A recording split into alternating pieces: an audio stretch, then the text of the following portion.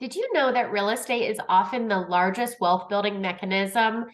Hi, my name is Kate Westerlin. I'm a loan officer and I'm passionate about helping people build wealth through real estate. I've brought in my friend and realtor, Lauren Thomas with Compass. Hey, Lauren, thanks for being here. Hi, Kate. Thank you. I'm so excited to be here. Yeah, so I'd love to talk about generational wealth and what that is, how people can build that. So, why don't we start there? Can you tell us what is generational wealth and why is it important? Yeah, so the true definition of generational wealth is when you have assets and or money that is passed down generation to generation. And there are many different ways that you can have it and build it. So it's really important because think about our generation before us. Like if they didn't make a way or provide certain things, we would not have the opportunities that we have now. And some people think wealth in different ways. Well, some people think wealth immediately money, and that's not always the case. Right. You can have wealth. A lot of people are like, hey, health is wealth. So if you don't have health insurance, you're not passing down any wealth, any generational wealth to anyone. So I do think that's why that's what it means. And I do think that's why it's important, just being able to think about the generation that's coming after you. Yeah, absolutely. And I love what you said with health is wealth because that gives such a great perspective in the sense that wealth is so many things. It's your health, your well-being, it's assets, which isn't just liquid assets, right? Right. So Yeah. that can be life insurance, that can be stocks and investments, that can be property that you pass on. I mean, it's so much. And a lot of people, they will pass on, baby boomers especially pass on their wealth. And so I'd love to, encourage people today that it is possible. It doesn't have to be daunting and you can start with just one thing. Yeah. So tell us a little bit about how would someone start building generational wealth? Yeah, I think the first thing is you want to have a diverse portfolio. So not just one thing, you want, for example, let's start with a 401k or IRA. I used to work for the federal government and our investment or our 401k, they would actually match us up to 5%. So I would want to put the max of 5% in there because I know that my company is going to match me. So that right there is a free additional 5%. So I have 10% now that I'm getting. And you want to do that pre-tax dollars. Why? Because they're going to take that money out and then you get taxed for less. So, and another thing with wealth, when I say diverse portfolio, another thing with wealth is also knowledge. That is like key. Yes. Okay, because you are passing down knowledge to your kids, and that's something that I didn't necessarily get in school. If in high school, I probably got it more in college, but my first, grade school to 12th grade, I didn't receive any financial literacy. Like I didn't receive any of that. So, learning about generational wealth was more so from my own family and what they knew from their previous generation. So that's just one way, a 401k. Like you mentioned, stock market. You can always invest in the stock market. That is a riskier way of building generational wealth, but higher risks, higher rewards sometimes. So it just Well, and it's depends. the long game, right? Right. It's Yeah. about Or it's the long holding. game. Exactly. So stock market for sure. Real estate. Hello, my real estate agent. That's like my number one thing. I love building generational wealth through real estate. And my family, everyone pretty much owns, well, my mom, dad, my aunt, uncles, my grandmothers, they own, but I didn't really think about it and I didn't know much about it until I started asking questions. They didn't really provide the knowledge that I feel like our generation now is instilling in their kids. And I think that's really, really important. I don't know how many times I can say that. That's just so important.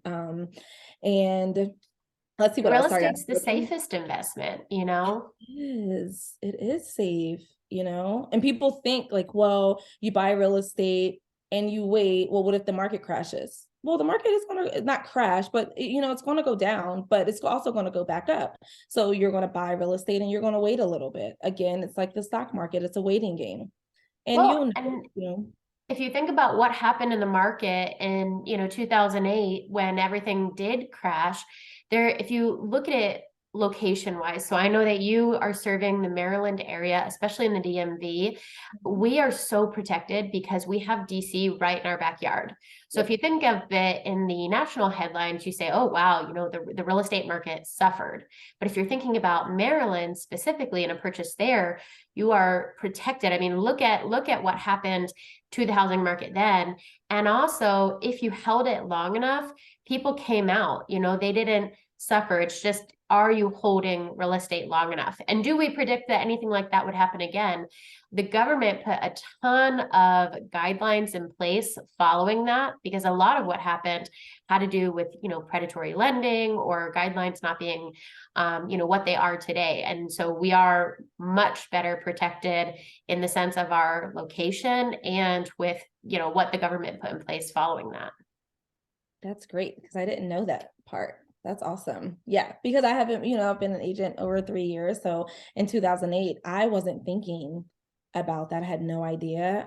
So that was a wake up call when I became an agent, and everyone kept talking about it. So yeah, another way to build diverse portfolio for generational wealth that people don't think about until maybe they get older, guys, please get life insurance. It is like, when we say health as wealth, yes, getting health insurance, but guys, get life insurance. It really helps. It helps your family, especially the generation behind you. I know we all don't want to think about death or what comes after, but it is worth it. Like, really get it. That is just you don't think about it until you're older, but that's just something that I do think is a part of that diverse portfolio when building generational wealth. Well, and And oftentimes when you get it when you're younger too, it's more affordable. yeah, absolutely. It is. Because once they realize, oh, if you have any, pre, I guess, existing conditions, then, things, it does go up. The price does raise. So definitely try and get it now when you're young. Creating a college fund for your children, so important. So important, starting when they're young. It'll be not necessarily cheaper, but you're not paying as much out of pocket, when they are 17, and then you're trying to scramble around and try to figure out, okay, how am I going to pay this? Your child now has to take out loans. There is nothing wrong with your children, my children anyway, taking out student loans, but I did prepare early enough, when he turned 1, to start putting funds into a college fund for him, just so that we won't have any issues, or a lot of issues, who knows, with the college, oh gosh, what it will be. Who knows what it will be in the next 15 years, but we did start that out, and I think that is another great way to diversify your portfolio when building generational wealth. There's And you're just so many, protecting yourself, yeah, financially and preparing him so that he's not taking on that full obligation and really feeling the pressure of debt, because exactly. school is so much more expensive now than it was when we were in school or when our parents were in school. So we can imagine what's going to happen in the next 10 to 15 years. So you just want to make sure you're prepared and you're not shocked when your child comes and they say, hey, I want to go to, who knows, NYU, and it's, $80,000 a year. So you want to be prepared and not shocked. Another way, which I'm obsessed with, I didn't know much about it, but I did learn hard lessons in college, is credit. Your credit is, that is how people are going to, I don't want to say like perceive you, but when you are out there trying to buy things and they are looking at things, whether you're looking for investments, whether you're trying to buy a house, you're trying to buy a car, first thing they're going to look at is your credit. And if your credit is not where it needs to be, you won't be able to do a lot of things, unfortunately. But that's one thing. Another thing that I feel like passing down to the next generation and learning from the previous generation as to what they did or did not do that you may want to change, I think is a really good thing. It's Credit vitally definitely defines important. you. Mm-hmm. Yeah. And it can really impact if you are eligible for, to purchase things such as a home, and you're going to build your wealth through your home, or even a car where it's a depreciating asset, but it's necessary. And it's something that, you need to get from point A to B. And even if you can get that home or that vehicle with the credit you have, you pay more when your credit isn't higher. So there's a lot of money that you can save by preserving and protecting your credit. And it can be something so simple, I see Mhm. it every day and someone says, well, it's just this one thing, but that can haunt your credit for years. Mhm. So if you ever have questions about how do we keep our credit pristine, please reach out to myself or Lauren. We would love to ensure that you are really in that best position as you take your next steps financially. Absolutely. And don't think well, I surely, was not the best with credit when I first started looking for a house. I had to get some things off of my credit report that I may not have known they were there. And that's okay. If you don't know about it, again, knowledge is wealth. And if you don't know these things or someone's not teaching them to you, how would you know? Right. You just wouldn't. So that's why, to me, knowledge is probably the number one generational wealth. But you just have to learn these things. If you don't know them, you just don't know them. So I mean, yeah, and there's celebrities, there's athletes that they come into what we would consider wealth because they're earning substantial salaries. And then you hear these stories about how, they didn't know they had a tax bill because they had no idea how to do their taxes, or they have poor credit, or they went into bankruptcy because they don't know how to manage their money. I mean, to your point, if you're not taught these things, how would you know? So we're here, Lauren and I are here to really help protect you and guide you and advocate for you because we want to ensure that you have the knowledge you need to take the next step successfully. And it doesn't mean, we don't look at anybody any different. We want everybody to thrive and win. And I love using the example of like the people that you admire have the same struggles that yeah, everybody has. yes. These celebrities, these athletes that we just put on pedestals, they go through the same thing.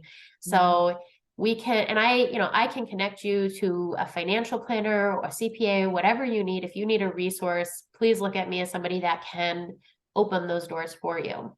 Yeah, credit specialist, if you need any assistance with that. I know myself or Kate are very happy to help. But yeah, generational wealth, definitely I love talking about this topic, but it's definitely one that I think not enough people talk about. Not enough people know what it is.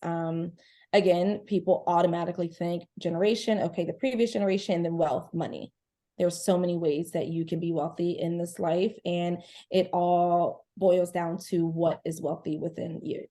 Yes. And I think it can feel daunting. When people think of generational wealth, I think they might think, "Oh, I've got to do all of these things at once. I've got to get my stocks, my 401k, my home, all of these different things." And really, it's just look at what's a priority to you, look at what your financial scope is right now. Mhm. And to Lauren's point, information is power, information is wealth. So just getting the information and saying, okay, well, these are my goals. This is my plan. This is my purpose. And this is what I want for my family. By looking at that and then saying, okay, well, how do I get the answers to that? Or how would I take the next step? If it's real estate, then you give Lauren and I a call. If it's anything else, then we can connect you with the right people, the professionals that can say, hey, have you considered this? And just having a phone call can change your life. I have personally been, have experienced that where it feels overwhelming. And then I just have a phone call with somebody who completely understands a topic that I'm looking to achieve. Because, guys, go to the people that have done what you want to do. If you want to do something, and that's for anything in life, if you Mhm. want to do something, go to somebody who's done it. That's how you achieve it. 100%. I totally agree. And we've done it. Okay. We've been there. I promise.